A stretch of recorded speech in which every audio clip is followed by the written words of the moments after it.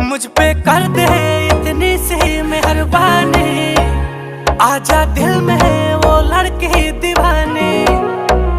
मैं हूँ राजा तू बन जा मेरी रानी, आजा दिल में वो लड़की दीवानी। तेरा प्यार है जैसे प्यासे को पानी, आजा दिल में वो लड़की दीवानी। मैं हूँ राजा तू बन जा मेरी रानी, आजा दिल में वो लड़की दीवानी।